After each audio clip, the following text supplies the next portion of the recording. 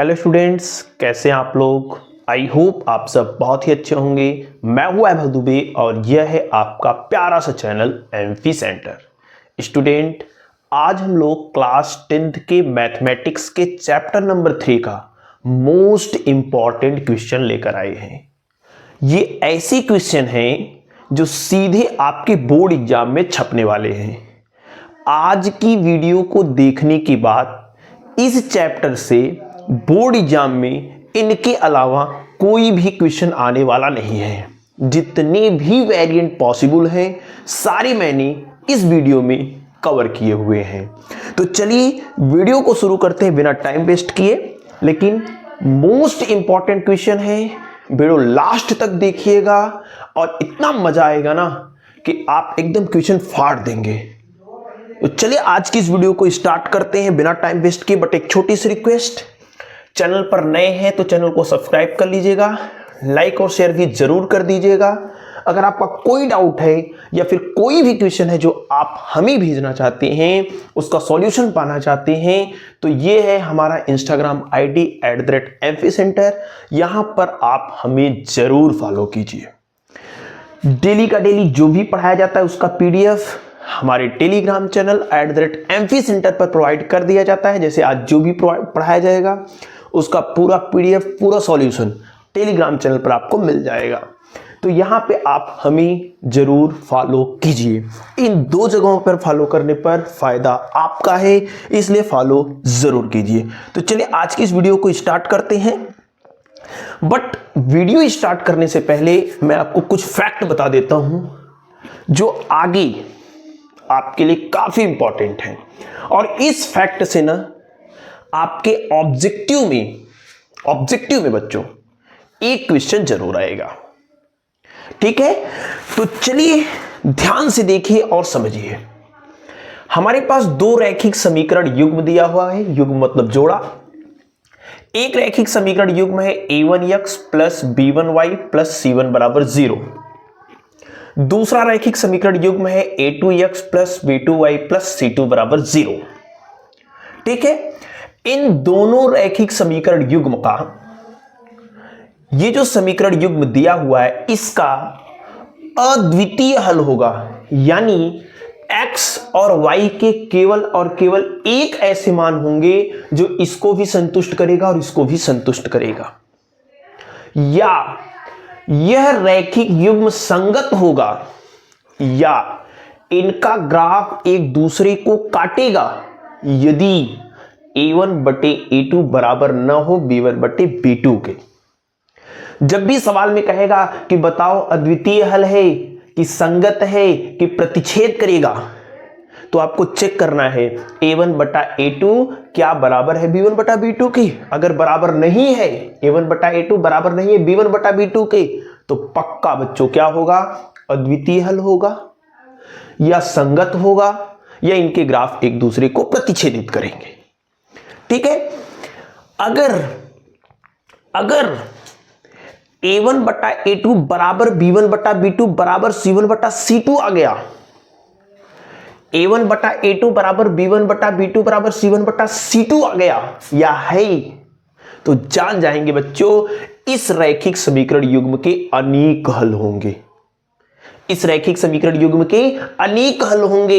यह रैखिक समीकरण संगत होगा, यह रैखिक समीकरण संपाती होगा, इनके ग्राफ संपाती होंगे। मतलब एक का ग्राफ जैसे जाएगा ठीक दूसरे का ग्राफ भी वैसे ही जाएगा।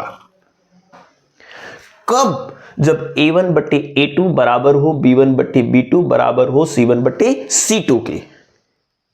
ठीक है, यदि बच्चों a1 बटे a2 बराबर b1 बटे b2 है लेकिन वह बराबर नहीं है c1 बटे c2 के, तो पक्का यह रैखिक समीकरण युग्म का कोई हल नहीं होगा। ऐसा कोई मान नहीं होगा जो x और y जो इनको संतुष्ट कर दे। और अगर कोई हल नहीं है तो उसे बोला जाएगा ये असंगत है। कोई हल नहीं है इसका मतलब क्या है, असंगत है। और इनका ग्राफ कैसा होगा, समांतर होगा। तो ये तीन बेसिक पॉइंट जो मैंने लिखवाया है A B C एकदम दिमाग में फिट करिए, क्योंकि इन्हीं पर क्वेश्चन आपके बोर्ड एग्जाम में है और आगे भी आपको देखना मिलेगा देखने को। ध्यान दीजिएगा बेटा, क्या चीज, a1/a2 बराबर नहीं होगा b1/b2 के, तो इस रैखिक समीकरण का अद्वितीय हल होगा। यह रैखिक समीकरण संगत होगा, इनके ग्राफ एक दूसरे को प्रतिच्छेद करेंगे एक जगह पे। यदि a1/a2 बराबर b1/b2 बराबर c1/c2 है, यानी तीनों बराबर है, तो इस रैखिक समीकरण के अनेक हल होंगे, संगत होगा, संपाती होगा। संगत मतलब होता है बच्चों हल किया जा सकता है, असंगत का मतलब होता है हल नहीं किया जा सकता। ये बात आप ध्यान दीजिएगा। a1/a2 बराबर b1/b2 बराबर न हो c1/c2 के, तो यह रैखिक समीकरण का कोई हल नहीं होगा। यह रैखिक समीकरण असंगत होगा, मतलब हल नहीं किया जा सकता, और इनके ग्राफ एक दूसरे को प्रतिच्छेदित नहीं करेंगे, यानी समांतर होंगे। ठीक है, तो आई होप कॉन्सेप्ट आपको समझ में आ गए होंगे। अब वीडियो को स्टार्ट करते हैं। सवाल नंबर पहला बहुत ही बेहतरीन सवाल है, सारे सवाल आपको अपने मन से एक बार करने हैं बेटा, ध्यान से। आई होप आपको सारे सवाल स्पष्ट दिख रहे होंगे। क्या दिया है पहले सवाल पढ़ लीजिए। कह रहा है रैखिक समीकरण युग्म x बराबर y और x प्लस y बराबर 0 का कोई हल नहीं होता, असीमित रूप से अनेक हल होते हैं, या अद्वितीय हल होता है, या कोई भी विकल्प सही नहीं है। तो कैसे चेक करना है बेटा आप बताओ। कहेंगे रैखिक समीकरण युग्म क्या दिया है, आराम से समझेंगे, क्योंकि बहुत सारे सवाल मैंने लिया है, इसलिए लिया है क्योंकि एग्जाम में आपको आने वाले हैं। ठीक है, एक दो सवाल बहुत अच्छे से समझिए, बहुत अच्छे से, ताकि आ जाए आपको। पहला दिया है x = y, ओके, ये प्लस y बेटा इधर आएगा माइनस y, यानी x minus y = 0, equation number 1। दूसरा रैखिक समीकरण युग्म क्या दिया हुआ है बेटा, आप कहेंगे सर x प्लस y बराबर 0, ये समीकरण नंबर 2 है। ओके, अब मुझे a1 b1 c1 a2 b2 c2 की जरूरत पड़ेगी। ध्यान से समझिएगा, ध्यान से समझिएगा बच्चों, x के आगे वाला a होता है, y के आगे वाला b होता है, x के आगे वाला a होता है, y के आगे वाला b होता है। x के आगे वाला a होता है, y के आगे वाला b होता है। इसमें c कांस्टेंट दिया ही नहीं, यानी कांस्टेंट 0 है। c दिया नहीं है बेटा, c मतलब जिसके साथ एक्स वाई नहीं लगा हो, तो यहां कांस्टेंट टर्म 1 2 3 10 20 100 200 500 दिया है, नहीं दिया है। x के आगे वाला a होता है, y के आगे वाला b होता है, यहां भी कांस्टेंट नहीं दिया है। बच्चों ये इक्वेशन फर्स्ट है, इसलिए 1 1, ये इक्वेशन 2 है, इसलिए मैंने लिखा 2 2। अब ध्यान से समझिएगा, यहां बेटा a1 कितना दिया है, x के आगे वाला यानी 1 है, b1 मतलब y के आगे वाला, y के आगे कुछ नहीं है यानी 1 होगा, लेकिन माइनस में होगा, तो b1 = -1, और c1 बच्चों दिया है 0, क्योंकि कांस्टेंट इसमें नहीं है। ओके सर, a2 x के आगे वाला कुछ भी नहीं है बच्चों, यानी 1 होगा, तो a2 कितना दिया है, 1। b2 y के आगे वाला, y के आगे भी कुछ नहीं है, लेकिन प्लस है, यानी पक्का 1 होगा। ओके बच्चों, c2 यहां भी आपको दिया नहीं है, कांस्टेंट वाला टर्म, यानी 0 होगा। बच्चों अगर मैं आपसे पूछूं कि a1/a2 बताओ, तो आप कहेंगे सर a1/a2 मतलब 1/1 यानी 1 होगा। बच्चों मैं आपसे पूछूं b1/b2 बताओ, यानी -1/1 होगा। b1/b2 बराबर -1/1 यानी माइनस होगा। क्या a1/a2 और b1/b2 बराबर आया है? बोलो बच्चों, क्या a1/a2 और b1/b2 बराबर आया है? ध्यान से आप बताइए देख के। तो आप कहेंगे नहीं सर, बराबर बिल्कुल नहीं आया है, बराबर बिल्कुल नहीं आया है, चूंकि A1 बटा A2 बराबर नहीं है बच्चों B1 बटा B2 के। A1 बटा A2 बराबर नहीं है B1 बटा B2 के।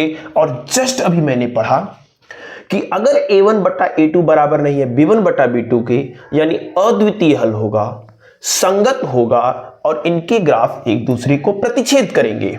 यानी हमसे क्या पूछा है? हल के रूप में पूछा है। अगर A1 बटा A2 बराबर नहीं होता है तो जान जाएंगे अद्वितीय हल होगा।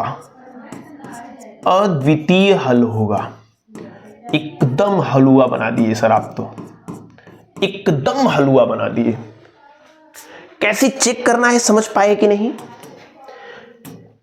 समझ पाए कि नहीं? तो ये वाला ऑप्शन आपका बिल्कुल सही होने वाला है। ठीक है, ये वाला ऑप्शन। ओके, इस सवाल का ऑप्शन सी सही होने वाला है। इसका अद्वितीय हल होगा, यानी x और y का केवल और केवल एक मान ऐसा होगा जो इसको भी संतुष्ट करेगा और इसको भी संतुष्ट करेगा। ठीक है, तो आई होप एकदम आपको समझ में आ गया होगा। नेक्स्ट क्वेश्चन नंबर 2 की ओर आगे बढ़ते हैं। और ये भी बहुत ही बेहतरीन सवाल है। ये सवाल समझ में आया होगा तो ये सवाल आराम से आपको आ जाएगा बेटा।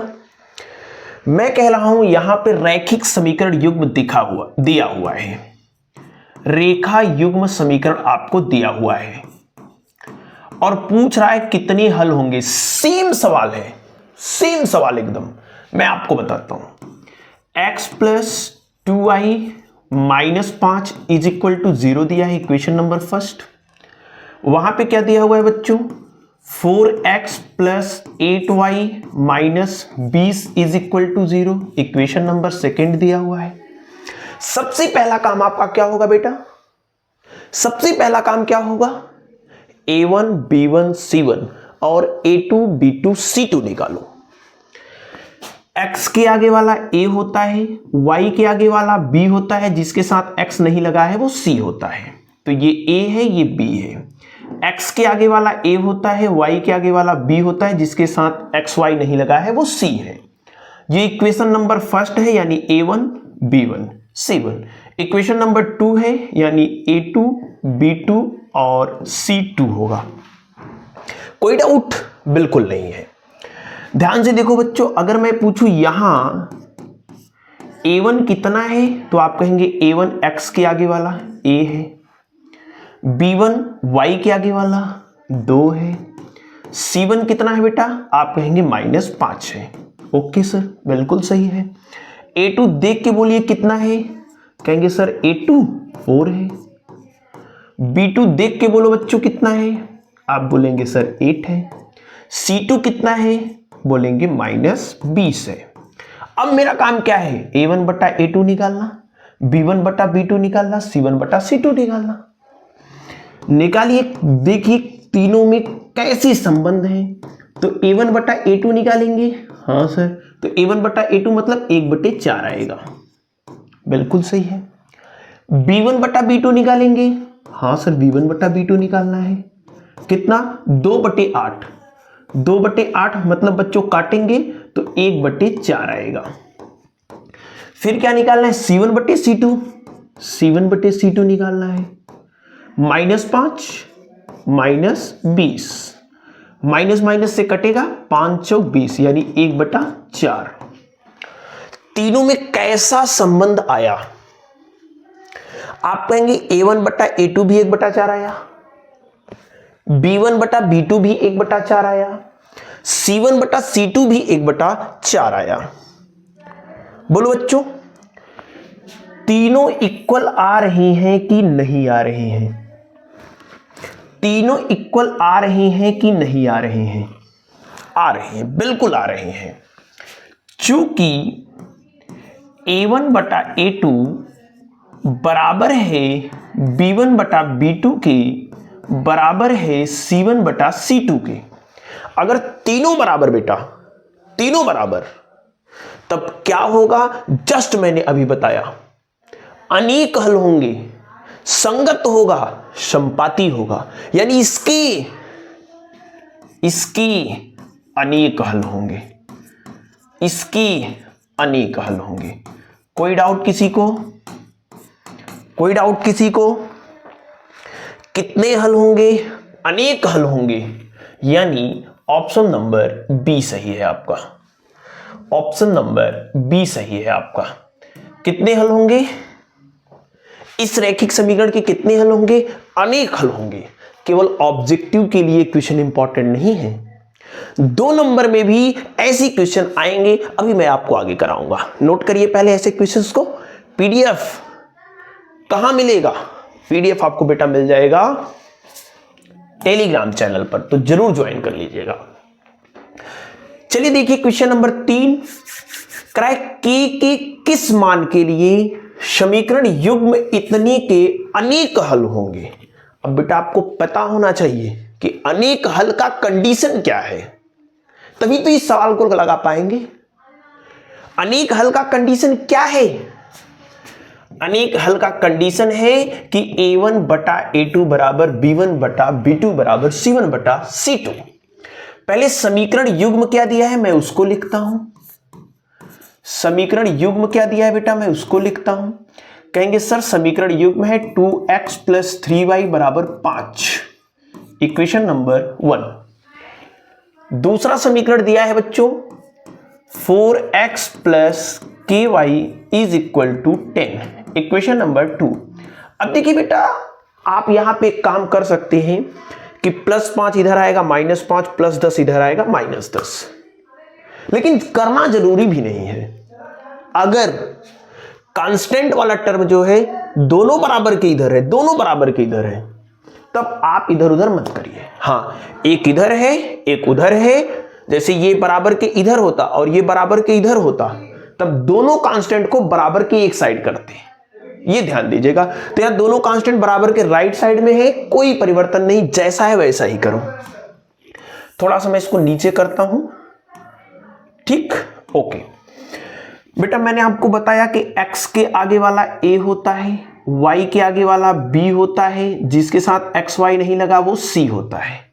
x के आगे वाला a होता है, y के आगे वाला b होता है, जिसके साथ xy नहीं लगा वो c होता है। ये इक्वेशन नंबर फर्स्ट है इसलिए 1 1 1 करेंगे। इक्वेशन नंबर 2 है इसलिए 2 2 2 करेंगे। यानी हमारे पास आया क्या है?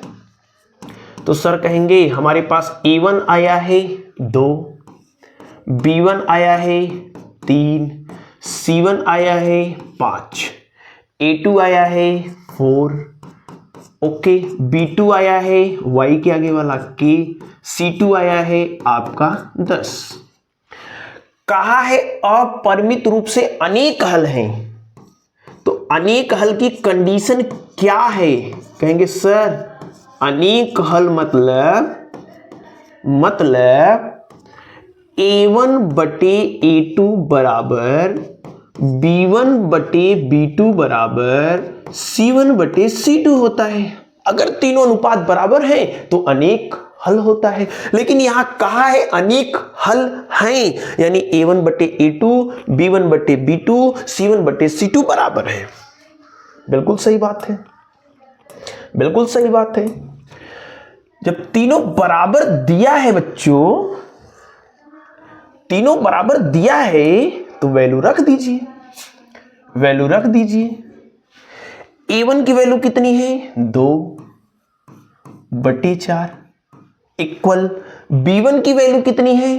3 बटे के, c1 की वैल्यू कितनी है? 5 बटे 10। ये तीनों अनुपात एक दूसरे के बराबर ऑलरेडी दिया है। अब इसमें से कोई दो ले लीजिए, ये दोनों ले लीजिए या फिर ये दोनों ले लीजिए, निकाल लीजिए के का मान। आपकी इच्छा ये दोनों लेने का, आप ये दोनों लीजिए। आपकी इच्छा ये दोनों लेने का, ये दोनों लीजिए और के की वैल्यू निकाल लीजिए। तीनों बराबर है ना, कोई दो लीजिए और के की वैल्यू निकाल लीजिए। चलिए बेटा देखिए, मैं ये दोनों ले लेता हूं, 3/k इज इक्वल टू 5/10। ध्यान से देखिए, 3/k इज इक्वल टू, ये कट जाएगा 1/2 आएगा। ओके, हाँ सर। k का गुणा 1 में करेंगे क्रॉस मल्टीप्लीकेशन, k 2 3 6, ये आपका आ गया right answer. k is equal to 6, k is equal to 6। Okay, कौन सा उत्तर सही होगा? डी वाला, सॉरी, कौन सा उत्तर सही होगा? डी वाला, k इज इक्वल टू 6। ऐसे सवाल एकदम आप आसानी से कर सकते हैं, ठीक है, कोई भी डाउट नहीं होगा। k का मान पूछेगा, जैसे यहां पर भी आपसे k का मान पूछा है कि 3x प्लस 2ky बराबर 2 हो और 2x प्लस 5y प्लस 1 बराबर 0 हो, तो कौन सी रेखाएं परस्पर समांतर, समानांतर नहीं समांतर है? तो k का मान ज्ञात कीजिए। मतलब ये जो इक्वेशन दिया है, इस इक्वेशन का ग्राफ एक दूसरे के समांतर है। अगर समांतर है तो मुझे k का मान बताइए। अगर समांतर है तो मुझे k का मान बताइए। जैसे इसको किया ठीक उसी प्रकार से इसको करेंगे, लेकिन समांतर की कंडीशन आपको पता होनी चाहिए बेटा। समांतर की कंडीशन क्या है? ये है a1 बटे a2 बराबर b1 बटे b2 बराबर न हो c1 बटे c2 के। आ जाइए, पहले समीकरण युग्म क्या दिया है उसको देख लीजिए। पहले समीकरण युग्म क्या दिया है, सब अच्छे क्वेश्चन हैं, इसीलिए मैंने आपको ढेर सारी प्रैक्टिस के लिए सवाल लेकर आया हूं। समीकरण युग्म देखिए क्या है बेटा, 3x plus 2ky is equal to 2, 2x plus 5y plus 1 is equal to 0। Okay, a1 b1 c1 x के आगे वाला a, लेकिन ध्यान दीजिएगा मैंने बताया था बच्चों, कांस्टेंट जो हो बराबर के उधर है तो बराबर के उधर ही होना चाहिए दोनों समीकरण में।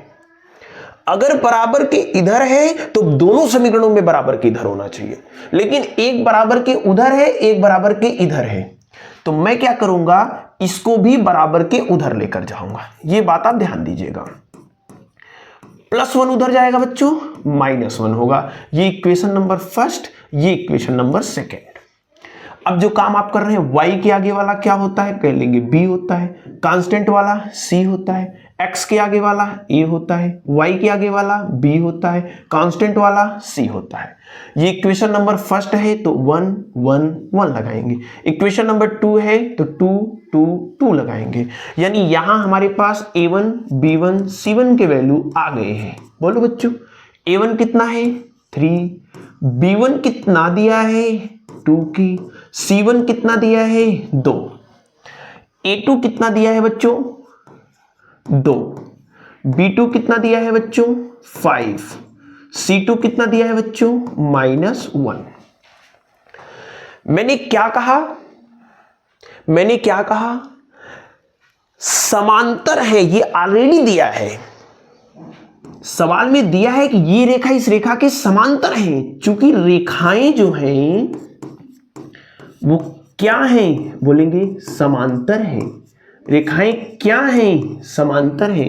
समांतर है इसका मतलब क्या होगा, a1 बटे a2 बराबर b1 बटा b2 बराबर नहीं होगा c1 बटा c2 के। हाँ सर, अब ये कंडीशन अगर आपको पता है तो आपको कुछ करने की जरूरत ही नहीं है। आप क्या करेंगे, वैल्यू पुट करेंगे। यहां a1 की वैल्यू देखो 3/2 होगा, 3/2 होगा। ओके, फिर बच्चों 2k/5 होगा, 2k/5 होगा। फिर बराबर नहीं होना चाहिए किसकी, c1/c2 यानी 2/-1 के। हमें तो k की वैल्यू निकालनी है, तो इन दोनों का प्रयोग करके k की वैल्यू निकालिए, क्योंकि ये दोनों बराबर है। ये दोनों क्या है, बराबर है, तो मुझे k की वैल्यू इन दोनों का प्रयोग करके निकालना है। तो कहेंगे 3/2 इज इक्वल टू 2k/5। मैं क्रॉस मल्टीप्लीकेशन करता हूं, 2 दूना 4, 4 की 5 3 15, 15 हो जाएगा। k की वैल्यू कितनी हो जाएगी, 4 मल्टीप्लीकेशन में, उधर जाएगा डिवीजन में, यानी k की वैल्यू आ गई बच्चों 15/4। k की वैल्यू कितनी आ गई 15/4। एकदम बेहतरीन सवाल।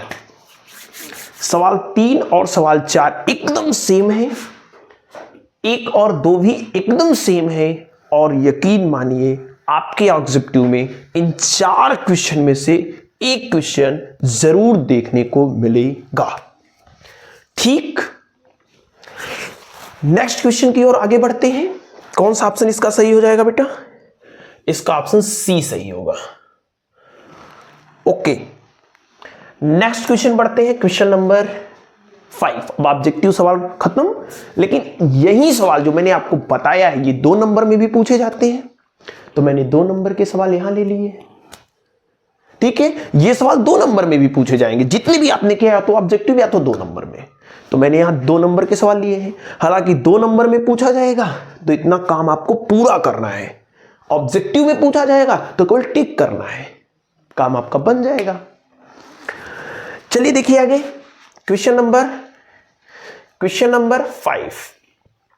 क्वेश्चन नंबर 5 क्या कर रहा है बेटा कि ज्ञात कीजिए रैखिक समीकरण युग्म 2x - 3y = 8 4x - 6y = 9 संगत है कि असंगत है।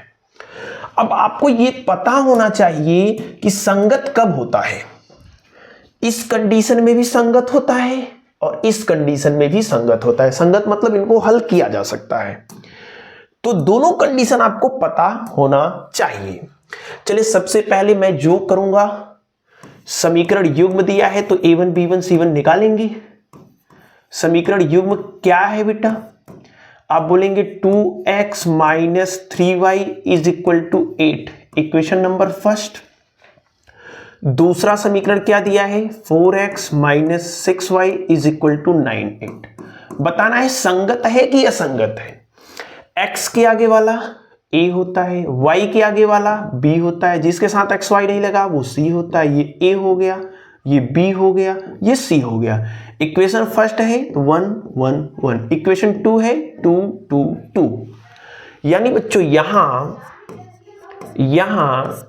a1 कितना है? 2 है, b1 कितना है? -3 है, c1 कितना है? 8 है, a2 कितना है बेटा? बोलेंगे 4 है, b2 कितना है? -6 है, c2 कितना है? 9 है। मुझे क्या निकालना होता है? a1 बटा a2। तो चलिए a1 बटा a2 निकालिए। ध्यान से देख के बताइए बेटा, a1 बटा a2 मतलब 2/4, 2/4, 2/4 यानी 1/2। बोलो 2/4 मतलब 1/2। हाँ सर। b1 बटा b2, b1 बटा b2, b1 बटा b2। ध्यान से देखो बेटा, -3 बटे -3 बटे -, माइनस माइनस से कट जाएगा, 3/6, 3/6, 3/6 यानी 1/2 आएगा।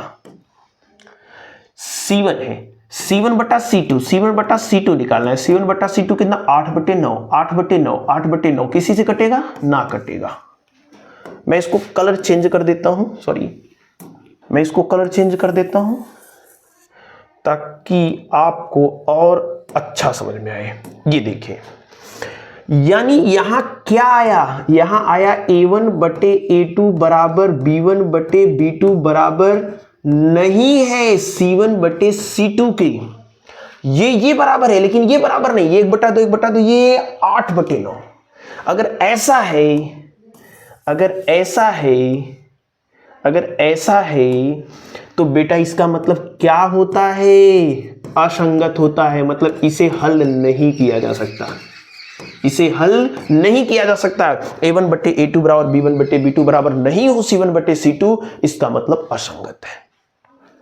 तो 2 नंबर में भी यही सवाल आपके एग्जाम में पूछा जा सकता है, नोट कर लीजिए। बहुत ही इंटरेस्टिंग, बहुत ही अच्छे सवाल हैं, बिना टाइम वेस्ट किए मैं आपका सारे सवाल करा रहा हूं। Next question, question number 6। Question 6 कह रहा है k के किस मान के लिए, पहला सवाल, अद्वितीय हल होगा और कोई हल नहीं होगा। 2 सवाल। समीकरण युग्म दिया है बच्चों kx + 2y = 5, 3x + y = 1। k का कौन सा मान रखें कि इसका अद्वितीय हल हो और कौन सा मान रखें कि कोई हल न हो। ओके बच्चों, आइए जैसे आपने किया है सेम कहानी, समीकरण युग्म कितना है? आप बोलेंगे सर के x plus 2y equal to 5 है equation number first, 3x plus y is equal to 1 होगा। ध्यान दीजिएगा कांस्टेंट एक ही साइड होने चाहिए, चाहे जिधर रहेंगे कभी गलत नहीं होने वाला। x के आगे वाला a होता है, y के आगे वाला b होता है, जिसके साथ x y नहीं लगा वो c होता है। x के आगे वाला a होता है, y के आगे वाला b होता है, जिसके साथ x y नहीं लगा वो c होता है। ये इक्वेशन नंबर फर्स्ट है, 1 1 1 कर दिया। ये इक्वेशन 2 है, 2 2 2 कर दिया। यानी बेटा यहां हमारे पास a1 है k, b1 है 2, c1 है 5, ओके। a2 है 3, b2 है b2 मतलब y के आगे वाला 1, c2 भी कितना है 1 है। पहला सवाल हमसे क्या पूछा है? पहला सवाल हमसे पूछा है अद्वितीय हल है, तो अद्वितीय हल की कंडीशन आपको पता होनी चाहिए। अद्वितीय हल है, अद्वितीय हल है, तो अद्वितीय हल है, अतः पक्का पक्का a1 बट्टे a2 बराबर नहीं होना चाहिए b1 बट्टे b2 के। सबका वैल्यू रख दीजिए, a1 मतलब कि, a2 मतलब 3, b1 मतलब 2, b2 मतलब 1। k बट्टे 3 2 बट्टे 1 आया। 3 भाग में बच्चों उधर जाएगा, गुणा में हो जाएगा। इधर ही सॉल्व कर लेते हैं क्योंकि भी एक और सवाल बचा हुआ है, ठीक है। ध्यान से आप देखिए, लाइन पे बिल्कुल मत जाइएगा, लाइन तिरछी हो ही जाती है हमसे। देखो बच्चों 3 भाग में उधर जाएगा, गुणा में, तो k इज इक्वल टू होना चाहिए, नॉट है तो नॉट लगाएंगे, 3 दूनी 6 बट्टे 1 यानी 6। यानी k की वैल्यू अद्वितीय हल के लिए यह जरूरी है कि 6 ना हो, 6 ना हो। तो 6 के अलावा किसी भी मान के लिए यह समीकरण युग्म अद्वितीय हल देगा। k के किसी भी मान के लिए 6 के अलावा, 6 का वैल्यू नहीं रखना है, 6 नहीं रखना है, 6 के अलावा ही रखना है। 6 रखेंगे तो अद्वितीय हल नहीं हो पाएगा, ठीक। दूसरी कंडीशन पूछा है, इसका कोई हल नहीं है। अब आपको पता ही नहीं कोई हल नहीं है, ये क्या होता है? कोई हल नहीं की कंडीशन है बच्चों, कोई हल नहीं की कंडीशन आपको पता होनी चाहिए। कोई हल नहीं है, दूसरे सवाल में बोला है कि कोई हल ना हो तब k का मान बताइए, तो मैं कहूंगा कोई हल नहीं है, यानी a1 बटा a2 बराबर होगा b1 बटा b2 बराबर नहीं होगा c1 बटा c2 के, ठीक है सर। ये कंडीशन है, बिल्कुल कंडीशन है कि a1 बटा a2 बराबर हो b1 बटे b2 के, लेकिन वो बराबर ना हो c1 बटे c2 के। अगर ये कंडीशन फॉलो करेगा इसका मतलब उसका कोई हल नहीं होगा। तो a1 b1 c1 सब यहां रखे हुए हैं। तो a1 बच्चों कितना है, k है, a2 कितना है, 3 है, b1 कितना है, 2 है, b2 कितना है, 1 है, बराबर नहीं होना चाहिए। c1 कितना है, 5 है, c2 कितना है, 1 है। अब कोई दो पेयर लीजिए, हल कर दीजिए। इसको इसको लीजिए या इसको इसको। अब इसको इसको मत लीजिएगा क्योंकि इसमें तो k ही नहीं है, जिसमें k है वो लेंगे ना। तो इसको इसको ले लीजिए, इसको इसको ले लीजिए, तो k बट्टे 3 बराबर 2 बट्टे 1 यानी 2 होगा। 3 भाग में 3 दूनी 6, यानी बच्चों k की वैल्यू 6 होनी चाहिए, k की वैल्यू 6 होनी चाहिए, तब जाकर के अद्वितीय हल होगा। k की वैल्यू 6 नहीं लेंगे तो अद्वितीय हल नहीं होगा, सॉरी कोई हल नहीं होगा। अद्वितीय हल के लिए k की वैल्यू 6 नहीं होनी चाहिए। अब आप चाहते हैं कि कोई हल ना हो, यानी k बराबर आपको 6 लेना है। ऐसे सवाल बहुत ही आसान और बहुत ही इंपॉर्टेंट हैं 1 या 2 नंबरों के लिए। तो मैंने 6 सवाल टोटल आपको इस पे करा दिए हैं और सारी के सारी सवालों के कॉन्सेप्ट आई होप आपको अच्छे से समझ में आया होगा। अब आगे बढ़ते हैं और आगे के सवालों को लगाते हैं, सवाल हल करना सीखेंगे। अभी बेटा मैंने क्या देखा, कौन से हल होंगे कौन से हल नहीं होंगे। मैं ये चेक कर रहा था। किसके कितने हल होंगे, मैं ये चेक कर रहा था। ठीक है, किसका ग्राफ काटेगा किसका ग्राफ नहीं काटेगा, मैं ये चेक कर रहा था। अब उन्हीं समीकरण युग्मों को मैं हल करूंगा। उन्हीं समीकरण युग्म को मैं क्या करने जा रहा हूं, हल करने जा रहा हूं। पहला सवाल इस टाइप का मैंने लिया है और आसान सवाल है और आपके एग्जाम में मोस्ट प्रोबेबिलिटी है कि यार 4 नंबर में तो पूछे जाएंगे, 4 नंबर में ऐसे सवाल पूछे जाएंगे। सवाल कह रहा है कि प्रतिस्थापन विधि द्वारा हल कीजिए x माइनस वाई बराबर 2, एक रैखिक समीकरण युग्म है। दूसरा है 4x प्लस 7y बराबर 30। ठीक है सर, समीकरण युग्म जो दिया है पहले मैं उसको लिख लेता हूं। देखो बेटा ध्यान से, प्रतिस्थापन विधि विलोपन विधि मैं सब करा दूंगा, कोई सवाल छूटेगा नहीं, सब कराऊंगा। x minus y is equal to 2, video भले लंबी हो जाए लेकिन चलेगा, सवाल कोई छूटना नहीं चाहिए। दूसरा है बच्चों 4x plus 7y is equal to 30।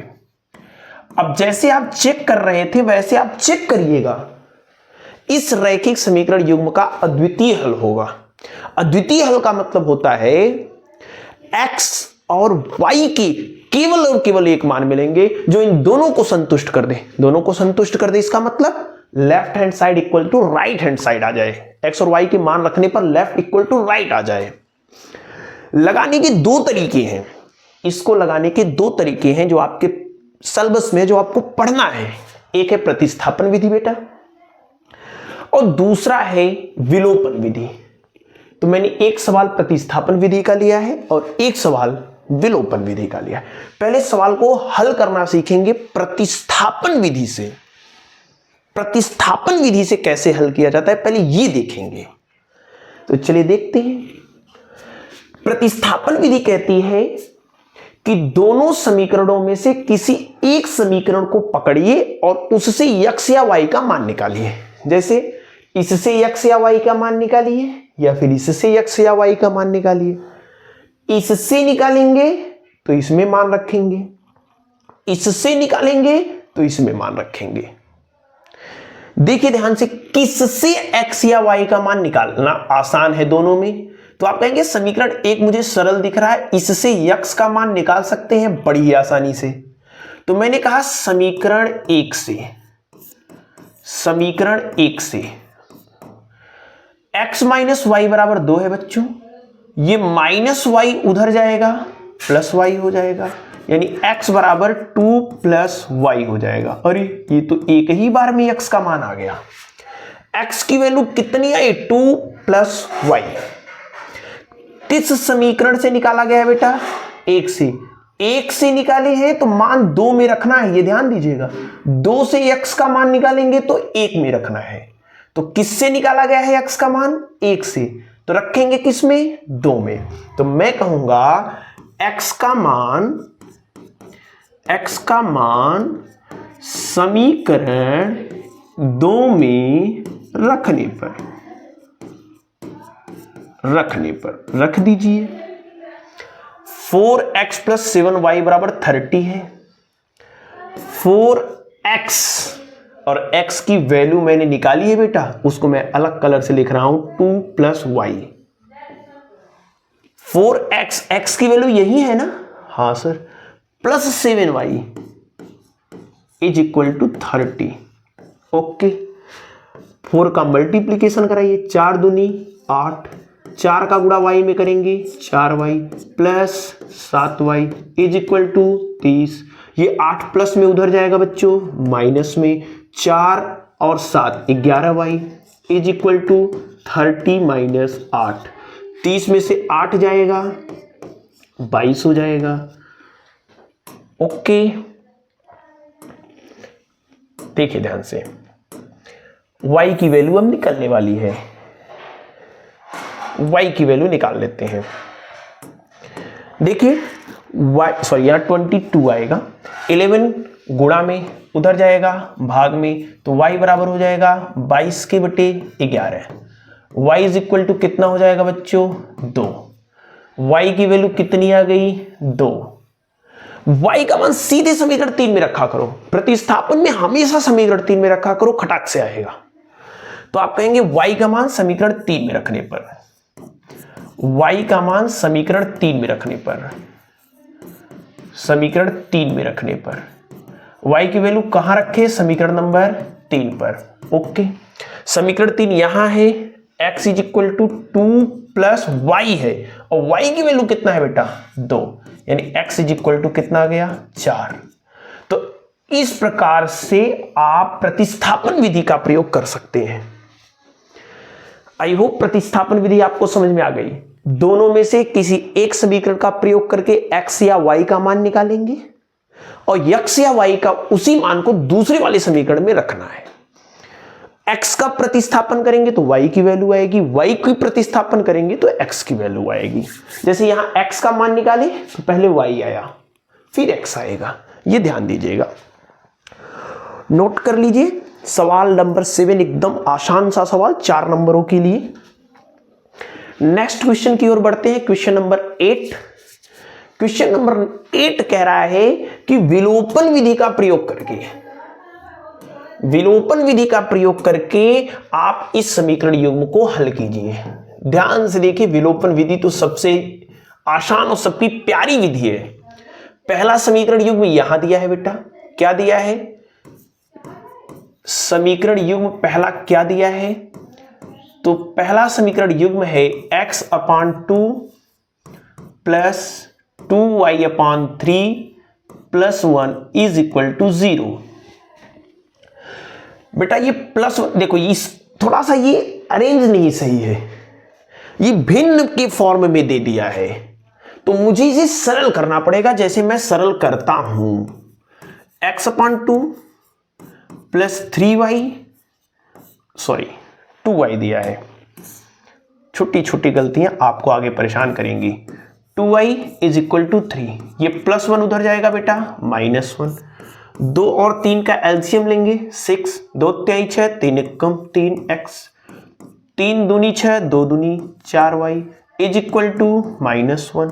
6 multiplication में उधर जाएगा, भाग में उधर जाएगा, गुणा में, तो 4y बराबर -6 हो गया। अब ये जो इक्वेशन आया है, इसको तो आपने बच्चा पढ़ा है ना, ये अलग नहीं आया है, यहां अलग दिया था। इसी देख करके आपको घबराना नहीं है, यहां अलग था, इसी देख करके आप सोचेंगे कि हाँ यार ये पता नहीं कैसे दे दिया है। तो कैसे दिया है? ऐसे। बनाना कैसे है? ऐसे। ओके, दूसरा ये देखिए, दूसरा समीकरण क्या दिया है बेटा? x minus y/2 is equal to 3। Okay, यहां भी बटे में है तो इसको भी बनाइए आप वैसे ही। 2 एक कम 2x माइनस वाई होल बटा 2 लगेगा बराबर 3। 2 भाग में उधर जाएगा, गुणा में, यानी 2x माइनस वाई बराबर 3 दूनी 6। समीकरण नंबर 2 दिया कैसा था? इक्वेशन आपको ऐसा दिया था, कुछ ऐसा दिया था। मैंने बनाया कैसे? ऐसे। सिंपल फॉर्म में लेना है, सिंपल फॉर्म में आपको लाना है बेटा, सिंपल फॉर्म में लाना है। यह ध्यान देना है आपको कि अगर सिंपल फॉर्म में नहीं लाएंगे ना तब आपको दिक्कत होगी। तो ये दिया था, ये ला दिया। अब ऐसे इक्वेशंस तो आपने पढ़े हैं, जब पढ़े हैं तो सवाल लगाइए, पढ़े हैं तो सवाल लगाइए। मुझे कौन सी विधि लगानी है? कौन सी विधि लगानी है? तो बोलेंगे सर मुझे इसमें विलोपन लगानी है। मैं विलोपन का सबसे आसान तरीका, विलोपन मतलब विलुप्त करना है, गायब करना है बेटा। मैं आपको बताता हूं कैसे गायब किया जाता है। समीकरण 1 है, समीकरण 2 है, ऐसे आप लिख लिया करिए। समीकरण 1 और थोड़ी दूरी पर आप लिखिए समीकरण नंबर 2। एकदम आसानी से मैं आपको बता रहा हूं। पहले आप अपने मन में ये डिक्लेयर कीजिए कि मुझे गायब किसको करना है। विलोपन मतलब विलुप्त करना है, गायब करना है। किसको गायब करना है यार? क्योंकि आगे जितने भी सवाल आएंगे सब में विलोपन या प्रतिस्थापन लगेगा। अभी बहुत सारे सवाल मुझे कराने हैं, तो इनको अच्छे से समझना जरूरी है। डाउट होगा तो आगे क्लियर होने वाला है आपका। इसमें किसको गायब करना है? आपने कहा सर चलो यक्स को गायब कर देते हैं, एक्स को गायब कर देते हैं। किसी ने कहा नहीं सर वाई को गायब करते हैं। चाहे जिसको गायब करिए, कोई डाउट नहीं होने वाला है। चलो मैं वाई को ही गायब करता हूं। तो बेटा आपको वाई के कोफिशिएंट देखने हैं। यहां वाई का कोफिशिएंट कितना है? 4 है। किसमें? एक में। वाई को गायब करना है तो वाई के कोफिशिएंट को देखेंगे। y का कोफिशिएंट कितना है? 4 है। किसमें? एक में। तो गुणा बच्चों हमेशा 2 में करेंगे, 4। ठीक है। यहां y का कोफिशिएंट कितना है? 1 है। y का कोफिशिएंट कितना है? 1 है। किसमें? 2 में। तो गुणा 1 में करेंगे। अभी काम कंप्लीट नहीं हुआ है। y का कोफिशिएंट 4 समीकरण 1 में, तो गुणा 2 में होगा। y का कोफिशिएंट 1 समीकरण 2 में, तो गुणा 1 में होगा। अब y का चिन्ह देखो, यहां प्लस है, यहां माइनस है। मुझे y हटाना है, तो जब प्लस माइनस रहेगा तभी तो हटेगा। प्लस माइनस रहेगा तभी तो हटेगा। यहां y का चिन्ह प्लस है, यहां y का चिन्ह माइनस है, यानी ठीक है, यानी मुझे जोड़ना है। यानी बच्चों चिन्ह सेम रहेगा तो हमेशा घटाना है। जैसे यहां y प्लस में, यहां भी y प्लस में, तो हमेशा घटाना पड़ता, तभी एक माइनस होता और कटता। यहां चिन्ह अलग अलग है तो हमेशा जोड़ना है। जैसा जैसा ये इक्वेशन कह रहा है वैसा वैसा करिए। करा कि समीकरण 1 में 1 का गुणा कराइए। 1 का गुणा कराने से इनके मान में कोई परिवर्तन नहीं आएगा, यानी 3x plus 4y is equal to -6 ही आएगा। फिर कह रहा है समीकरण 2 में 4 का गुणा कराइए, यानी इसमें 4 का गुणा कराने के लिए बोल रहा है। तो 4 दूनी 8x माइनस 4y, फिर 4 छंग 24। ओके। फिर मुझे बेटा जोड़ना है। जोड़ने में चिन्ह में कोई परिवर्तन नहीं होता तो डायरेक्ट जोड़ दीजिए। 4y से कट जाएगा। 8 और 3 11x हो जाएगा। 24 में से 6 जाएगा, 18 आ जाएगा। माइनस है ना, तो 18 आएगा। 11 गुणा में है बच्चों, उधर जाएगा भाग में, तो 18 के बटे 11 आएगा। x की वैल्यू 18 के बटे 11 आ गई। अब x का मान या तो समीकरण 1 में रखो या तो समीकरण 2 में रखो, आराम से आपको y की वैल्यू पता हो जाएगी। मुझे ये इक्वेशन थोड़ा आसान दिख रहा है, मैं इसी में रख देता हूं। आपकी इच्छा इसमें रखने का, इसमें रखो, कोई डाउट नहीं है। आप कहेंगे सर समीकरण 2 में x का मान रख दीजिए, तो मैं रख देता हूं। ये मुझे सरल लगता है, विलोपन सरल है, ध्यान दीजिएगा। तो 2 है, x है, x की वैल्यू कितनी है? 18 बटे 11, माइनस y है, ओके, बराबर 6 है, ठीक है। देखो कितना है, 18 दूना 36 बटा 11, माइनस y उधर जाएगा, प्लस हो जाएगा, ये +6 इधर आएगा, -6 हो जाएगा, तो बराबर y हो जाएगा। ठीक है, 1 मिनट इधर मैं लिख लेता हूं। चलिए ध्यान से देखिए, अब इसको हल करना है। तो 11 छक्का 66 हो जाएगा बेटा। इधर कितना है? 36 माइनस 66 के बटे 11 बराबर y। 36 में से 66 जाएगा, आप बोलेंगे सर 30 आएगा, लेकिन चिन्ह बड़े का लगेगा तो y, यानी y की वैल्यू कितनी आ गई? y की वैल्यू आ गई -30 के बटे 11। तो इस प्रकार से सवाल आप लोग लगाएंगे, विलोपन विधि ये आपका पूरा है। ठीक है, आई होप दोनों विधि आपको, प्रतिस्थापन विधि, विलोपन विधि, खूब अच्छे समझ में आया होगा। नोट कर लीजिए इनको और नेक्स्ट सवाल की ओर आगे बढ़ते हैं। नेक्स्ट सवाल अब इन्हीं दोनों विधियों में से किसी एक विधि पर आधारित होगा, लेकिन जो इक्वेशन यहां साफ साफ बना कर दिया था ना, वो इक्वेशन अब आपको बनाना है, ये ध्यान दीजिएगा। चलिए अब धुआं धुआं सारे सवालों को करते हैं, क्योंकि अपने सारे कॉन्सेप्ट सीख लिए हैं, कॉन्सेप्ट आ गया है, तो सवाल लगाने में आपको बड़ा मजा आएगा। सवाल नंबर 9, एक आयताकार बाग का अर्ध परिमाप 36 मीटर है। अर्ध परिमाप क्या होता है? लंबाई प्लस चौड़ाई। ध्यान दीजिएगा, आयत का अर्ध परिमाप कितना होता है? लंबाई प्लस चौड़ाई। ये फार्मूला आपको पता होना चाहिए।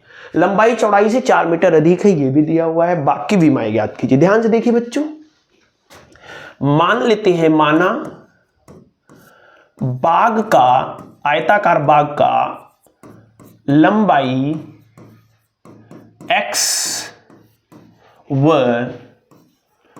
चौड़ाई y है। मैंने मान लिया कि आयताकार जो बाग है उसकी लंबाई x है, चौड़ाई y है। प्रश्न क्या कह रहा है बच्चों? पहली लाइन पढ़िए प्रश्न की। प्रश्न कह रहा है कि भैया जो आयताकार बाग है उसका अर्ध परिमाप 36 मीटर है।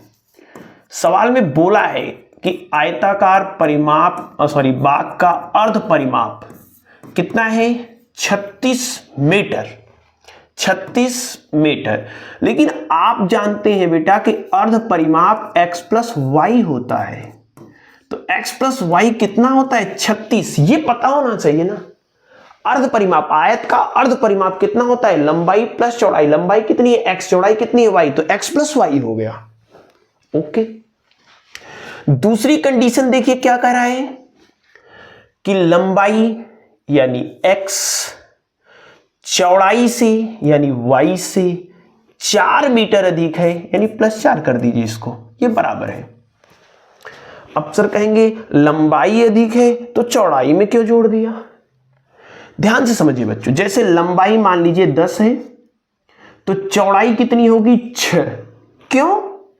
क्योंकि लंबाई 4 ज्यादा है, ये ज्यादा है किससे? चौड़ाई से। तो देखिए ये ज्यादा है, कितना ज्यादा है? 4। तो जब इसमें +4 करेंगे तभी तो ये बराबर होगा, 10 बराबर 10। तो जोड़ना कम वाले में है। कम कौन है? कम है चौड़ाई, तो चौड़ाई में मैंने जोड़ दिया बेटा। ये प्लस वाई इधर आएगा, माइनस वाई, तो x माइनस वाई बराबर कितना हो जाएगा? 4। Equation number 2। अब मुझे क्या निकालना है? विमाएं। विमाएं मतलब लंबाई और चौड़ाई निकालनी है, यानी x और y का वैल्यू निकालना है। x और y की वैल्यू निकालनी है। ये 2 इक्वेशन बनके तैयार।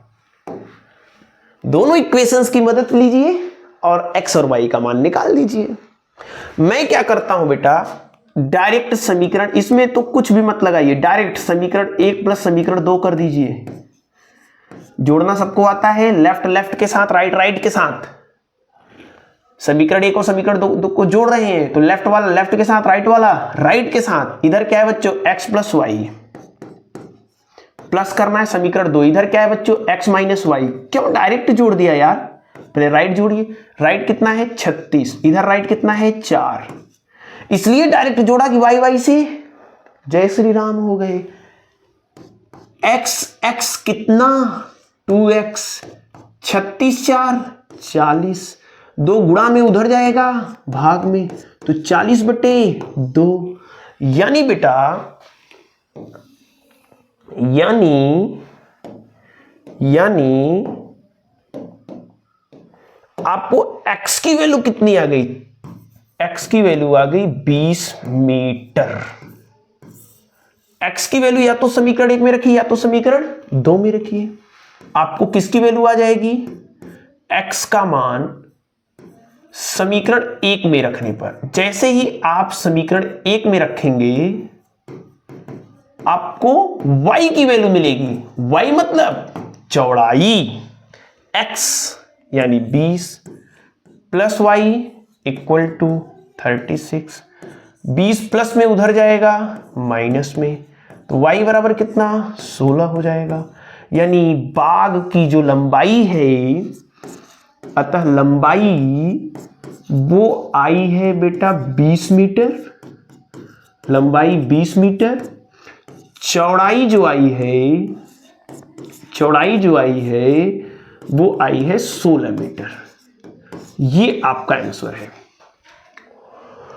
ये आपका आंसर है। नोट कर लीजिए। कोई डाउट? आई होप कोई डाउट तो नहीं होगा। लगभग 50 मिनट से ऊपर की वीडियो बन चुकी है अभी तक। अभी बहुत सारे क्वेश्चन, बहुत सारे अच्छे क्वेश्चन मुझे आपको कराने हैं, नोट कर लीजिए। नेक्स्ट क्वेश्चन की ओर आगे बढ़ते हैं और क्वेश्चन नंबर 10 देखते हैं। क्वेश्चन 10 क्या कर रहा है? दो संख्याओं का अंतर 26 है, एक संख्या दूसरी संख्या की 3 गुनी है, तो उन्हें ज्ञात कीजिए। कितना आसान है यार, पहले आप लोग इसे अपने मन से लगाइए सवाल। अब तो कॉन्सेप्ट क्लियर है ना, प्रतिस्थापन, विलोपन सब आ रही हैं आपको। जब सब आ रही हैं तो आप सवाल अपने मन से लगाइए। कह रहा है दो संख्याओं का अंतर 26 है। माना दो संख्या है ना बच्चों, तो दो संख्या में माना जो बड़ी संख्या है वो x है, बड़ी संख्या मान लेते हैं x, वह छोटी संख्या y है बेटा। बड़ी संख्या x है और छोटी संख्या क्या है? y है। ठीक है सर। प्रश्न क्या कह रहा है? अकॉर्डिंग टू द क्वेश्चन, प्रश्नानुसार दो संख्याओं का अंतर 26 है, यानी बड़ी संख्या में से छोटी संख्या घटाइए, x माइनस वाई करिए। अंतर मतलब बड़े में से छोटे को घटाया जाता है, 26 आएगा। दूसरी कंडीशन कह रही है कि एक संख्या यानी बड़ी वाली संख्या दूसरी संख्या की यानी छोटी वाली संख्या की, छोटी वाली संख्या कितनी है? y, 3 गुनी है, यानी 3 गुनी है, मतलब गुणा करना पड़ेगा। इक्वेशन आपको समझ में आया कि नहीं? सवाल पढ़िए 2 बार 3 बार 4 बार, तब इक्वेशन बनाना आएगा बेटा। दो संख्याओं का अंतर 26 है, मैंने कहा। अच्छा, अंतर मतलब घटाना, घटाना मतलब बड़ी संख्या छोटी संख्या, बड़ी संख्या x है, छोटी संख्या y है, तो बड़ी संख्या में से छोटी संख्या घटाइए, 26 आएगा। फिर कहा कि जो एक संख्या है वो दूसरी संख्या की 3 गुनी है। एक संख्या x y की 3 गुनी है, तो ये बड़ा हुआ, ये छोटा हुआ। x बराबर 3y, डायरेक्ट उठा करके इसमें रखे, उत्तर आने वाला है। प्रतिस्थापन लगाइए। प्रतिस्थापन में क्या करते हैं? x का मान निकालते हैं। यहां x का मान ऑलरेडी दिया है, तो डायरेक्ट उठा करके इसमें रख दीजिए। कहेंगे x का मान समीकरण 1 में रखने पर, समीकरण 1 में रखने पर, इसके पहले वाले सवाल में विलोपन लगा था, यहां पे प्रतिस्थापन लगा है बेटा। डायरेक्ट रखिए। x की जगह कितनी है? 3y माइनस y बराबर 26, 2y बराबर 26, y बराबर 13। y की वैल्यू कितनी आ गई? 13। जब y 13 है तो x कितनी होगी? x कितनी होगी? x बराबर है बच्चों 3y, y मतलब 13, 33 39, x बराबर 39, x बराबर 39, y बराबर 13। ये सवाल देखिए कितना हलवा सवाल, 4 नंबर में पूछ देगा और आप परेशान, समझ में नहीं आ रहा क्या से पूछ दिया, हाय तौबा। तो ऐसे सवाल को कॉन्सेप्ट पे बनाकर करिए, मजा आएगा। नेक्स्ट क्वेश्चन पढ़ते हैं, क्वेश्चन नंबर 11। 10 के बाद भाई 11 ही आएगा और मोस्ट इंपॉर्टेंट क्वेश्चन, बहुत ही मजेदार क्वेश्चन। कराए दो अंकों की एक संख्या एवं उसके अंकों को उलटने पर बड़ी संख्या का योग 66 है। यदि संख्या के अंकों का अंतर 2 हो तो संख्या ज्ञात कीजिए। बेटा एक बात आप हमेशा ध्यान दीजिएगा, हमेशा ध्यान दीजिएगा, मैं भी आपको समझा देता हूं। बहुत अच्छा सवाल है और अच्छे से समझ के करिएगा। 2 अंकों की संख्या है तो इसमें इकाई का अंक भी होगा और दहाई का भी अंक होगा। तो मैं माना इकाई का अंक x व दहाई का अंक y है। ये मैंने मान लिया कि इकाई वाला जो अंक है वो x है और दहाई का अंक y है। अब यही बच्चे गलती करते हैं।